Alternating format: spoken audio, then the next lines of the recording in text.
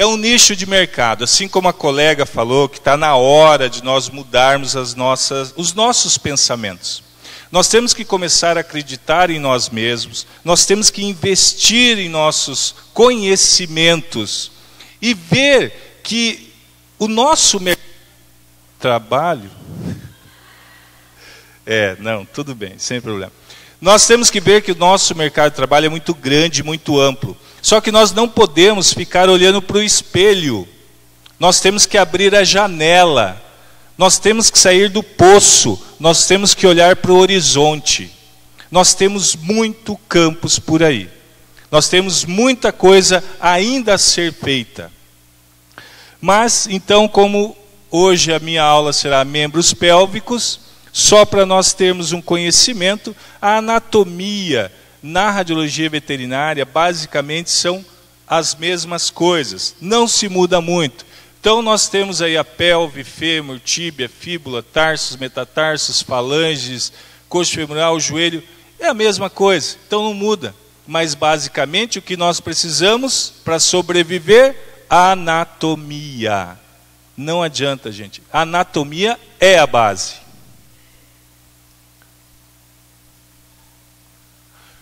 Só para termos uma noção, mesma coisa, anatomia. Pelve, para nós também termos uma noção, assim como hoje o professor Renato, o doutor Renato estava falando, o médico veterinário, para ele avaliar a radiografia e para o médico radiologista avaliar a radiografia, nós, técnicos em radiologia, precisamos realizar um exame adequado para que não tenha um diagnóstico errôneo, ou mascarar um diagnóstico. Esse é o grande problema.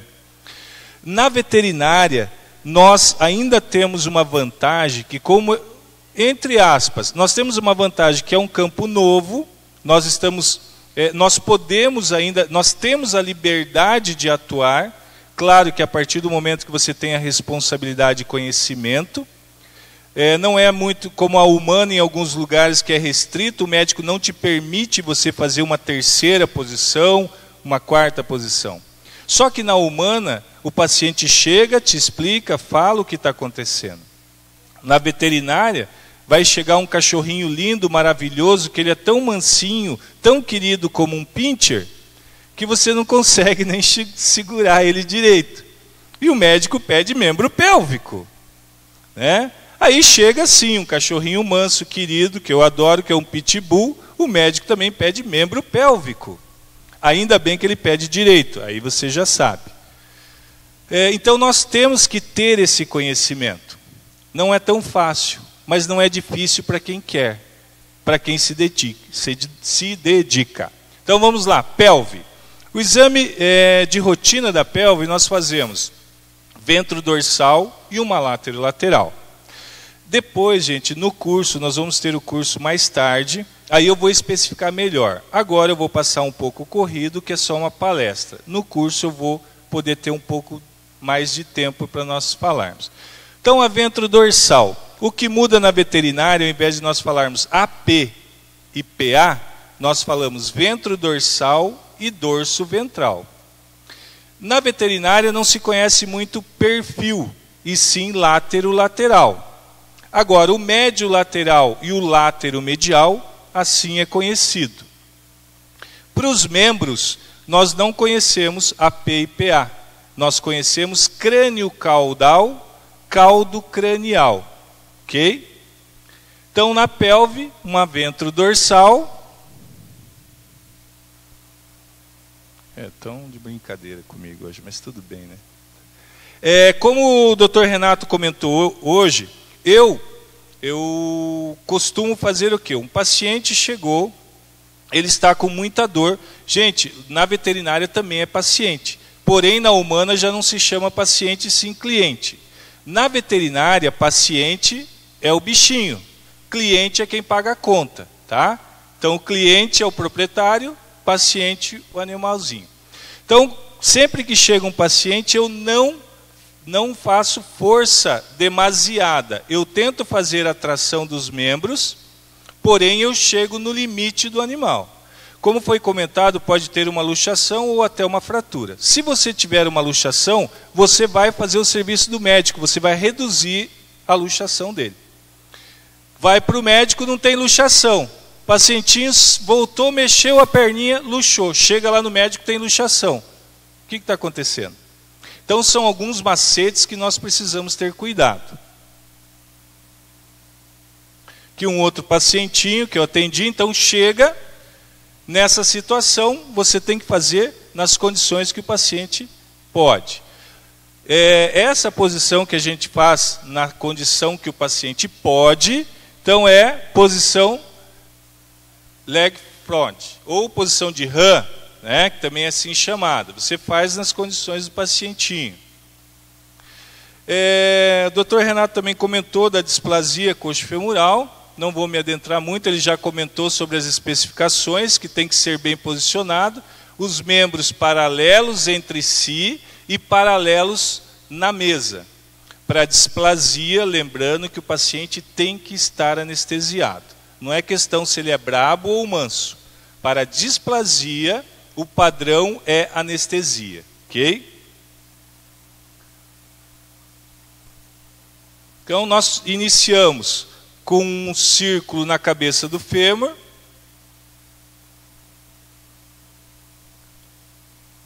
Traçamos uma linha entre os dois meios da cabeça e uma linha na borda caudal aqui do acetábulo. Ok? Como foi comentado, tem que ser menos que 105.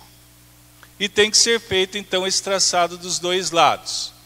Não tendo digital, fazemos isso na régua mesmo. Pega um lápis e você faz um compasso e você faz isso. Na verdade, quem faz esse traçado é o médico. Nós, com a digital, nós podemos fazer isso.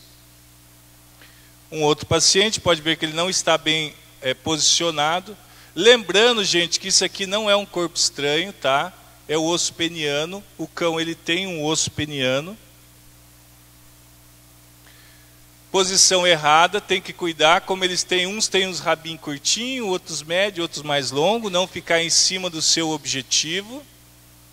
Aqui é um paciente com uma displasia grande, engrossamento do colo do fêmur, já uma degeneração da cabeça, deformação do acetábulo. Laia, tá com pressa, mas não é tanto, né? Ó, não para o negócio aqui, tá pegando fogo. Alexandre, desliga tudo que vão sair correndo aqui, que o negócio vai explodir para trás um pouquinho. Volta. Volta, volta, volta. Volta. Aí, vai para frente. Tá, deixa eu ver se eu toco aqui agora. Então, não toca nada, toca aí, vai. Aí, displasia mais grave, grau 3, pronto. Passa. Uma mais grave ainda, pode passar. Um paciente, um politraumatizado, pode passar. Também mau posicionamento, pode passar. Outro trauma. Eu não estou fazendo nada. Estou quieto aqui, só estou com ele na minha mão. Vou até tirar da mão. Gente, não baixou o espírito ali, não se preocupe não. Já nós damos um jeito nele. Passa.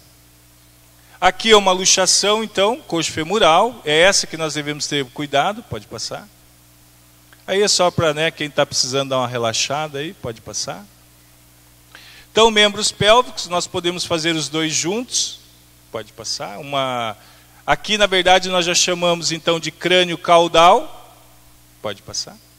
Uma médio lateral do fêmur, pode passar.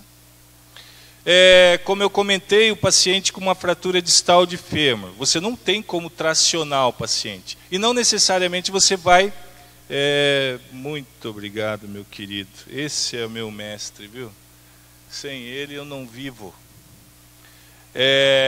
Porção distal do fêmur, você não tem como tracionar, ele vai sentir muita dor. Você não pode ficar também anestesiando. Na veterinária, os mesmos perigos que existem na humana com uma anestesia existem na veterinária. Então você não pode ficar correndo risco a toda hora. Aqui uma fraturinha de placa epifisária, pode passar. Um outro paciente já com uma artrose bem severa, pode passar. Volta.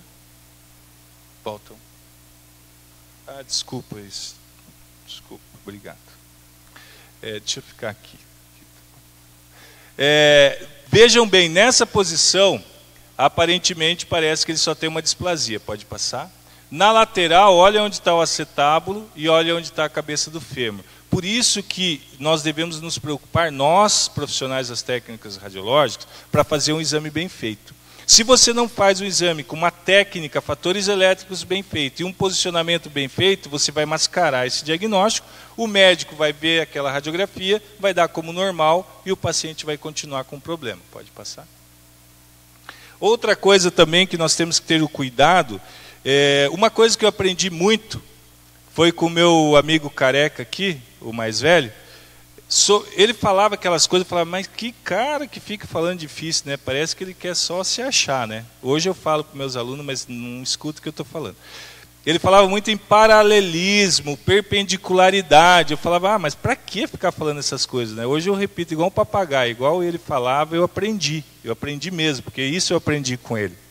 Então nós temos que ter uma preocupação muito grande com o paralelismo da parte anatômica com o receptor de imagem.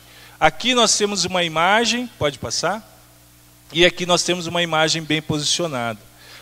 O médico fez essa cirurgia, o que pode acontecer? Ele vai achar que tem encurtamento. Ele vai achar que a cirurgia dele não foi boa o suficiente. Ele errou na cirurgia, enquanto que quem errou foi o profissional que assim realizou essa imagem. Pode passar? O exame do joelho, rotina então, crânio caudal e médio lateral.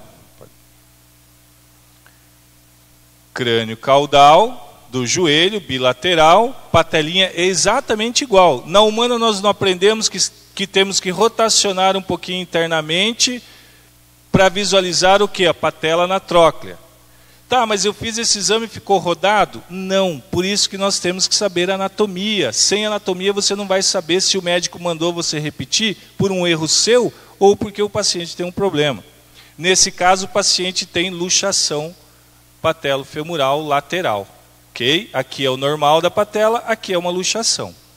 Como que eu sei? Anatomia. Olha aqui onde que está a fossa, olha aqui onde está a fossa, isso quer dizer que não está tão rodado. Ele está um pouquinho, mas não a ponto da patela sair da tróclea. Pode passar? Então aqui é o posicionamento, crânio caudal, pode passar? Essa radiografia estourou um pouquinho, mais uma luxação de patela medial. Pode passar? Aqui um outro paciente, já com artrose e tal, pode passar? Médio lateral, mesmas situações, os dois côndilos sobrepostos, pegando um pouquinho só da crista tibial, visualizar bem a articulação patelofemoral, pode passar? Aqui nós temos a imagem, a mesma que o Dr. Renato passou.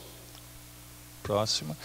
Eles não utilizam muito a palavra axial, eles utilizam a palavra skyline. Quando o médico chegou para mim, podia fazer uma skyline, eu falei, agora danou-se tudo. O que é isso? Aí eu descobri que a skyline nada mais é que um axial. Não só de patela, como em equinos também, quando inclina axial, eles chamam de skyline. Pode passar? Então aqui nós temos a tróclea e as patelas aqui luxadas. Pode passar? Mesma situação, pode passar? Também nas condições do paciente, ao invés de uma crânio caudal, nós podemos fazer uma caudocranial. Tudo vai depender do paciente. Pode passar? Então, fizemos uma posição, uma fraturinha, pode passar? Outro paciente, uma médio lateral, pode passar? Aquele paciente que estava uma fratura que parecia ser bonitinha, né, sem desvio, olha o desvio dela aqui, ó. Por isso que não se deve fazer uma posição apenas. Nós aprendemos todas as nossa vida que devemos fazer no mínimo duas. Pode passar? Que mesma situação, uma fraturinha com desvio e olha o desvio. Pode passar? A maioria são atropelamentos. Muito raro agressão, mas acontece. Pode passar? Médio lateral, onde eu trabalho nós atendemos todos os tipos de animais.